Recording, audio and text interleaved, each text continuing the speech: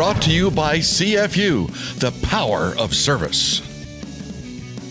We're talking UNI football. We're going to turn the page now and talk defense. Coach, we talked about Air Force, the Falcons being such a challenging team to prepare for.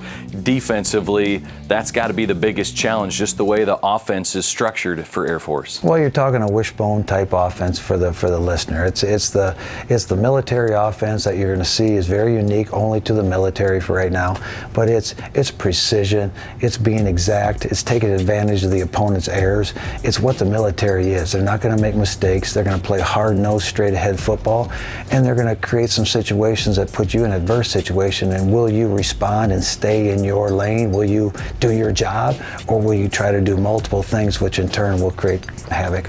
Coach, when I look at your defense, the secondary really stands out to me. Benny Sept, obviously already getting some looks at a guy that could play at the next level.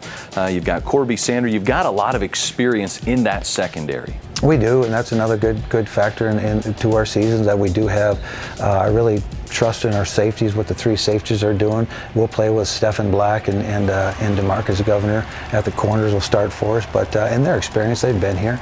But this will be their true first season of starting. They've all started somewhere along the lines, but again, it's a test on them, if anybody, because probably the toughest position to play in this type of game is the corner. Got to be disciplined out there. The linebacker, Spencer Cuvalier, Bryce Flater. These are guys that have now been here for a very long time, have played a lot of football, and they're back for one big final season here. They are, and I'm super happy they're back because they're sound football players. They're great football players, but they're disciplined. They've really made themselves into great players here, so they know our system. They can adapt very quickly, so there is a comfort zone there knowing that we have that kind of capability. What have you seen out of the defensive line graduate? The two-time Missouri Valley Conference Defensive Player of the Year in Jared Brinkman. Tim Butcher was a big part of last year's defensive line. Now, some returning names. Caden Hotelling stands out.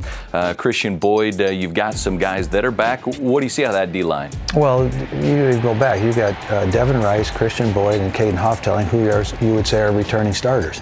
And then I really believe Cordarius Bailey has had a great camp for us. So we've added that defensive end that we needed to get with those so we have enough depth there.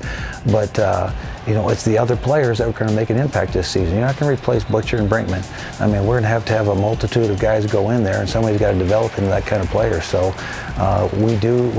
that'll be kind of a mix and match there early because there's a lot of capable guys, but then who will start to rise above the rest? All right, we'll preview their test against Air Force coming up right after this. Right now, here's a story on another head coach that has become UNI's all-time winningest coach in program history.